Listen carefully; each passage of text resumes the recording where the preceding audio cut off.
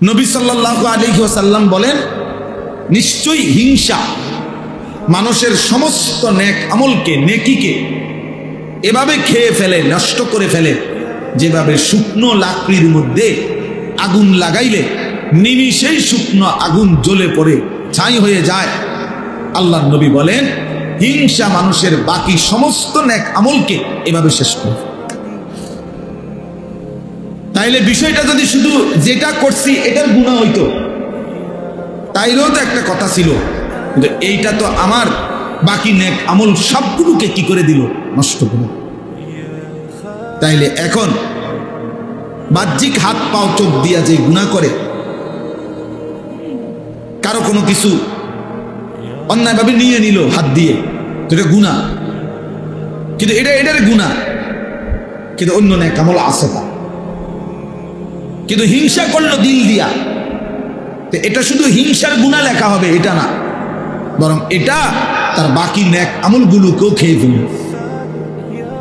নষ্ট করে ফেলল, বরবাদ করে ফেলল।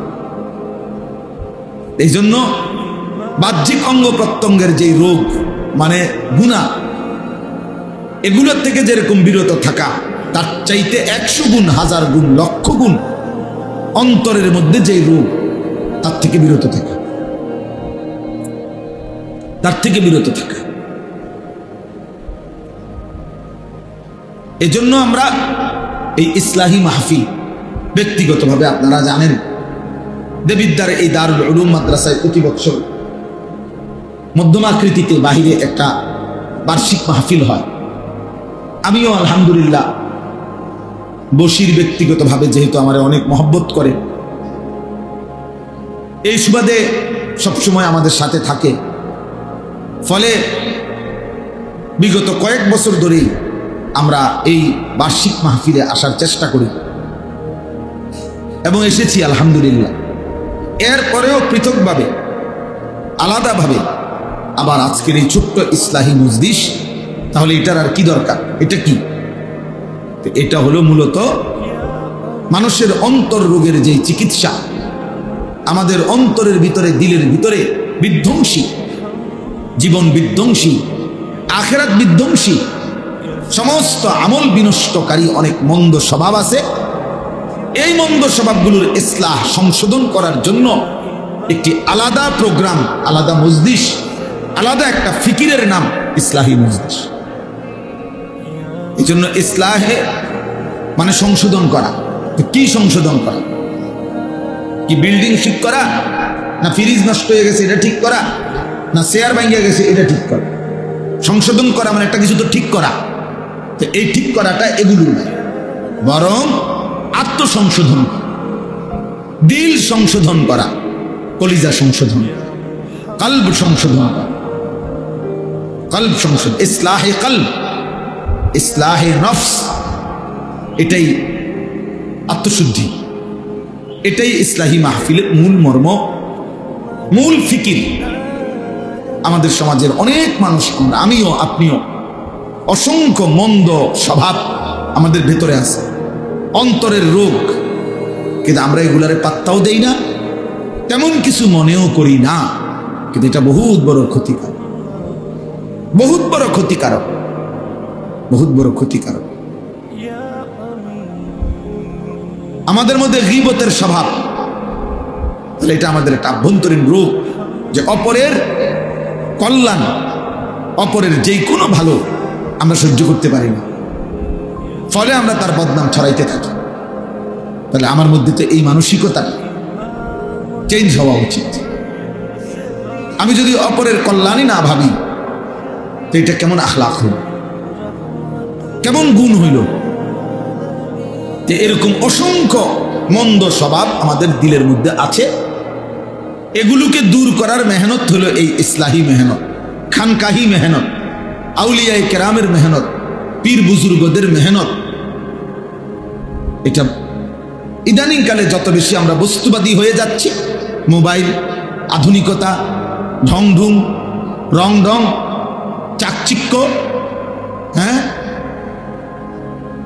ওই দিন আমি একজনের, এমনি বোঝানোর জন্য বলতেছি, একজনের বক্তব্য শুনছি আমি মোবাইলে, আমরা দেখাইলো উনি একটা প্রতিষ্ঠানে বাচ্চাদেরকে কোরআন সুন্নাহর জ্ঞানী করবে, ইসলামিক স্কুল কি যেন নাম, এটা উনি এইটার উপরে এই প্রিন্সিপাল বা প্রতিষ্ঠাতা যিনি, উনি প্রায় 30 মিনিটের কম হবে না, উনি এটা বুঝাইছে আর কি, যে বাচ্চাদেরকে কোরআন সুন্নাহর আলোকে আলোকিত করবে ইসলাম স্কুলের পরেও।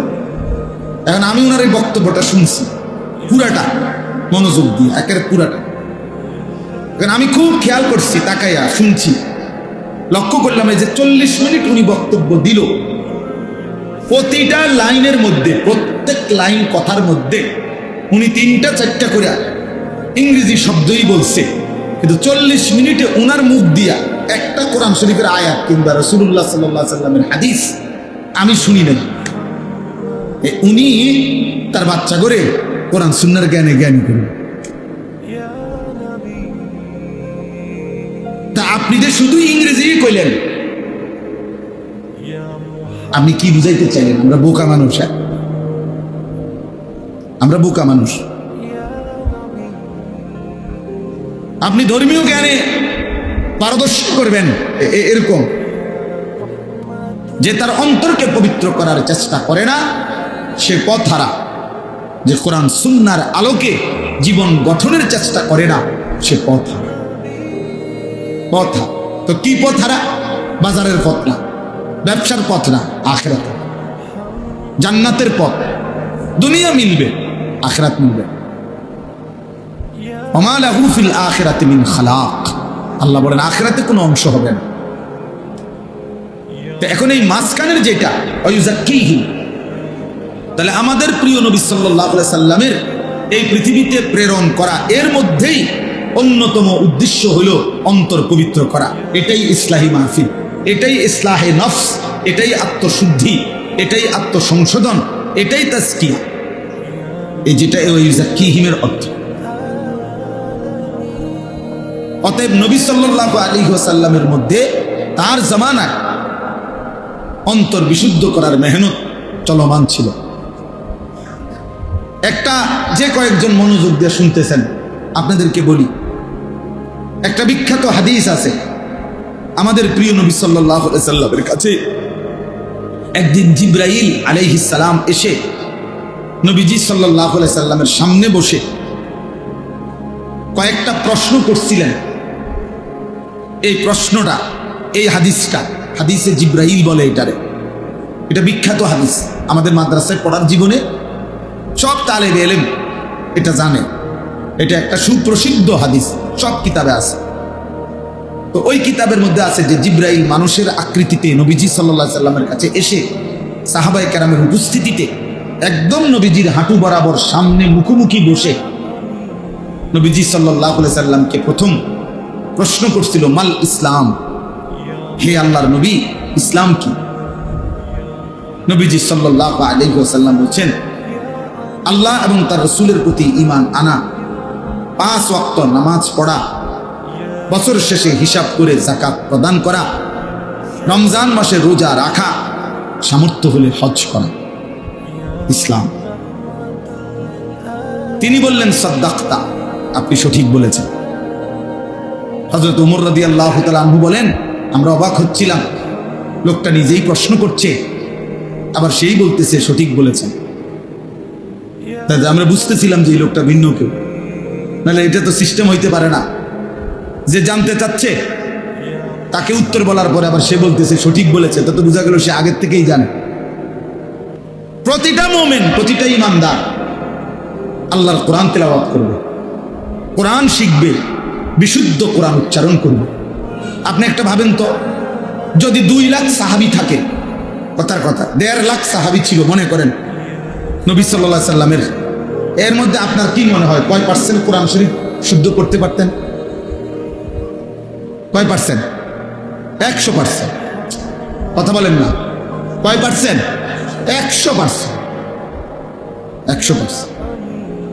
তাহলে একজন মুসলমান, একজন মুমিন, আমাদের নবী সাল্লাল্লাহু আলাইহি সাল্লামের ঈমানদার উম্মত অথচ আল্লাহর কোরআন সে পড়তে পারে না, এটা কল্পনাই করা যায় না, এটা হতেই পারে না, হতেই পারে না। এ উম্মতে মুহাম্মাদীর অন্তর্ভুক্ত ইমানদার হতেই পারে না। এ তার নবীকে চিনেই না, তার সাথে তার নবীর কোনো সম্পর্ক নাই, দুনিয়ার অন্য কারো সম্পর্ক আছে। এই মিথ্যা দাবিদার যদি হাজার কোটি বার চিৎকার করে বলে আমি নবী সাল্লাল্লাহু আলাইহি সাল্লামকে চিনি, মহব্বত করি, ভালোবাসি, এই মিথ্যা দাবি, মিথ্যা দাবি, মিথ্যা দাবি। এটা ধোঁকা, ধোঁকা, ধোঁকা, ধোঁকা, এটা ধোঁকা। কারণ তিনি এক নম্বর পৃথিবীতে আসছেন ইয়াতলু আলাইহিম আয়াতিহি, এবং তিনি 23 বছর কোরআন উচ্চারণ করে করে উম্মতকে ডাকছেন। 23 বছর আল্লাহ ওনার কাছে কোরআন নাজিল করছে। কোরআনবিহীন কোনো মাস যায় নাই, কোরআনবিহীন কোনো সপ্তাহ যায় নাই, কোরআনবিহীন কোনো দিন কাটে না। আমরা বুঝে নিছি যে আমাদের মধ্যে দুইটা দল হবে। একদল হুজুর হবে মাদ্রাসায়, ওনারা কোরআন শরীফ শুদ্ধ করবে। আরেক দল হবে জেনারেল শিক্ষিত, স্কুল কলেজে পড়বে, ওনাদের ইংরেজি উচ্চারণ শুদ্ধ হবে, বাংলা উচ্চারণ শুদ্ধ হবে, শুধু কোরআন অশুদ্ধ হবে।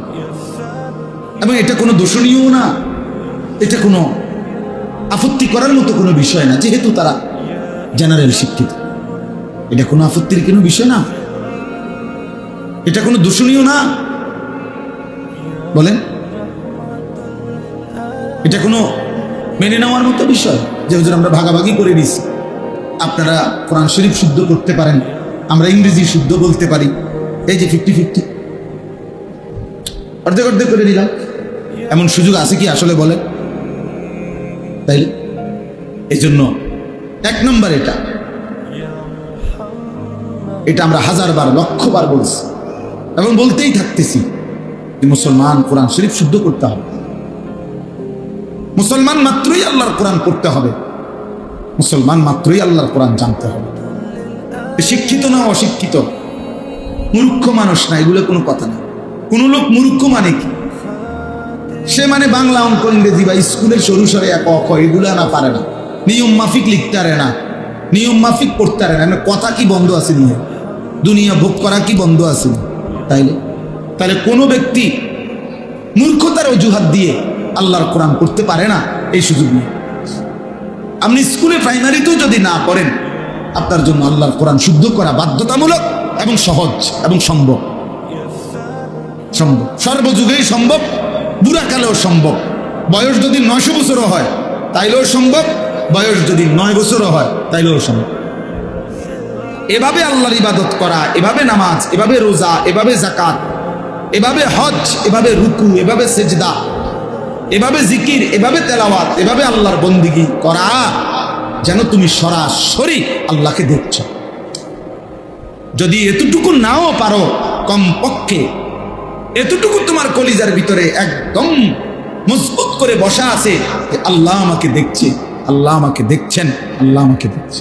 আমার রুকু আল্লাহ দেখতেছেন, আমার সেজদা আল্লাহ দেখতেছেন, আমার রাত আল্লাহ দেখতেছেন, আমার দিন আল্লাহ দেখতেছেন, আমার হাসি আল্লাহ দেখতেছেন, আমার কান্না আল্লাহ দেখতেছেন, আমার মোবাইলের ছবি দেখা আল্লাহ দেখতেছেন, আমার নারীর উলঙ্গ ছবি দেখা আল্লাহ দেখতেছেন, আমার সাদাকা আল্লাহ দেখতেছেন, আমার জিকির আল্লাহ দেখতেছেন, আমার তাহাজ্জুদ আল্লাহ দেখতেছেন। কমপক্ষে এতটুকু হবে।